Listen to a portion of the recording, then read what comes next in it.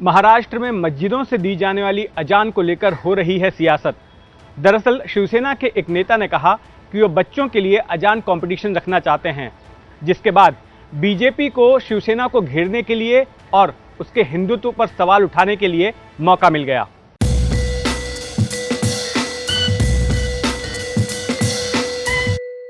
शिवसेना के दक्षिण मुंबई विभाग के प्रमुख हैं पांडुरंग सकपाल। हाल ही में एक कार्यक्रम के दौरान इन्होंने कहा कि अजान की आवाज़ में इन्हें मिठास नज़र आती है।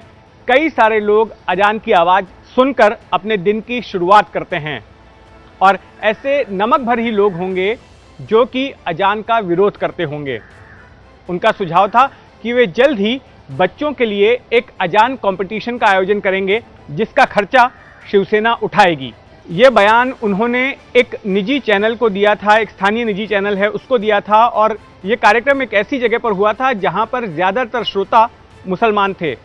और उसी दौरान उन्होंने अजान कंपटीशन करवाने की बात कही और कहा कि जो बच्चे अजान देते हैं उनका उच्चारण कितनी जल्दी वो अजान दे पाते हैं, किस तरह से अजान देते हैं, इस बात को परखने के लिए कंपटीशन होना चाहिए और मौलानाओं को जज के तौर पे बुलाना चाहिए जो ये तय करेंगे कि कौन अच्छी अजान दे सकता है, और उन बच्चों को इनाम भी दिया जाना चाहिए।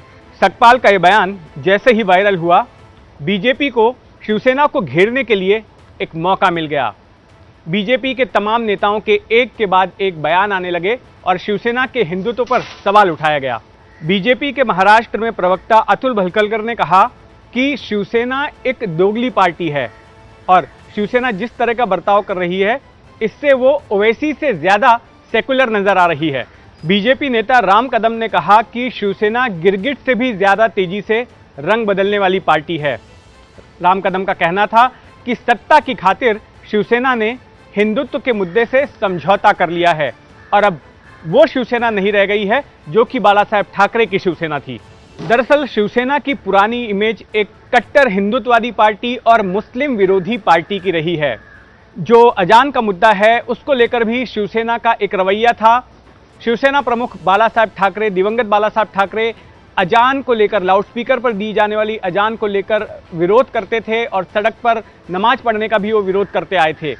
लेकिन जब से उद्धव ठाकरे ने पार्टी की कमान संभाली तब से शिवसेना की इमेज बदलने लगी और इसमें सबसे बड़ा पड़ाव आया साल 2019 में, जब शिवसेना ने कांग्रेस और एनसीपी के साथ मिलकर महाराष्ट्र में गठबंधन सरकार बनाई। अब ये तीनों पार्टियों की जब सरकार बन रही थी तो इनका एक कॉमन मिनिमम प्रोग्राम तैयार हुआ और इस कॉमन मिनिमम प्रोग्राम की प्रस्तावना में, इसके प्रीएम्बल में 2 जगह पर सेकुलर शब्द का इस्तेमाल किया गया। सोनिया गांधी ने सरकार को समर्थन देने से पहले, कांग्रेस का समर्थन देने से पहले ये पूछवाया उद्धव ठाकरे से कि क्या उन्हें सेकुलर शब्द मंजूर है। जब एक बार उद्धव ठाकरे ने मंजूरी दे दी और कहा कि उन्हें कोई आपत्ति नहीं है, उसके बाद ही कांग्रेस ने इस सरकार को अपना समर्थन दिया।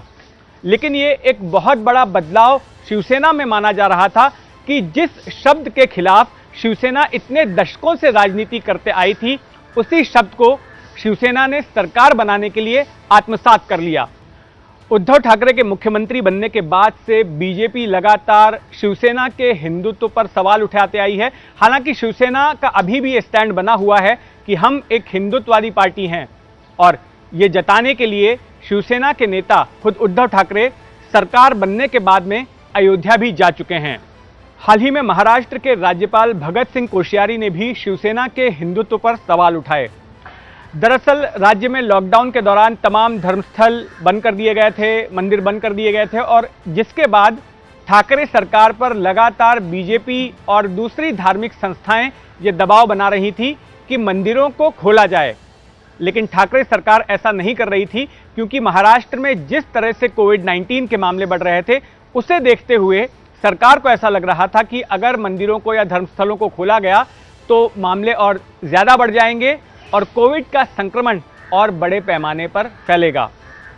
इस दौरान महाराष्ट्र के राज्यपाल भगत सिंह कोश्यारी ने एक कड़ा खत उद्धव ठाकरे को लिखा और उसमें ये सवाल उठाया कि क्या शिवसेना अब सेकुलर पार्टी हो गई है जो इस तरह से वो मंदिरों को खोलने से परहेज दिखा रही है। इस पर उद्धव ठाकरे काफ़ी भड़क गए और उन्होंने एक जवाबी खत कोश्यारी को लिखा और कहा कि उन्हें हिंदुत्व को लेकर किसी के सर्टिफिकेट की ज़रूरत नहीं है। शरद पवार को भी कोश्यारी का खत नागवार गुजरा और उन्होंने इसकी शिकायत केंद्र सरकार से की। अब अजान के मुद्दे को लेकर फिर एक बार बीजेपी को मौका मिल गया है शिवसेना को घेरने के लिए। हालांकि ये बयान देने वाले शिवसेना के नेता पांडुरंग सकपाल की सफाई आई है और उनका कहना है कि उनके बयान को गलत तरीके से लिया गया।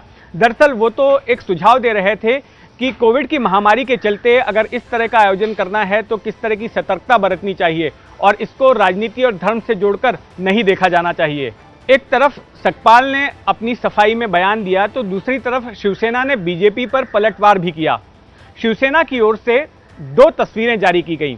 एक तस्वीर में महाराष्ट्र के पूर्व मुख्यमंत्री और बीजेपी के बड़े नेता देवेंद्र फडणवीस मुस्लिम नेताओं के साथ इफ्तार पार्टी में बैठे नजर आ रहे हैं, तो दूसरी तस्वीर में प्रधानमंत्री मोदी मुस्लिम नेताओं के साथ घुलते मिलते नजर आ रहे हैं। इस पूरी लड़ाई में शरद पवार की पार्टी एनसीपी भी कूद पड़ी और एनसीपी के नेता जो कि महाराष्ट्र सरकार में मंत्री भी हैं, नवाब मलिक ने कहा कि शिवसेना की ओर से अगर इस तरह से अजान कंपटीशन ऑर्गेनाइज किया जाता है तो उसमें गलत क्या है। भगवत गीता पठन के कंपटीशन में भी मुस्लिम बच्चे भाग ले चुके हैं और एक मुस्लिम लड़की तो इसमें प्रथम क्रमांक पर भी आई है, उसने प्रतियोगिता भी जीती है। गीता पठन के कंपटीशन होते रहे हैं और कई मुसलमान लड़कियों ने गीता पठन के कार्यक्रम में 1 नंबर का इनाम हासिल करने का काम किया है। एबीपी न्यूज़ आपको रखे आगे।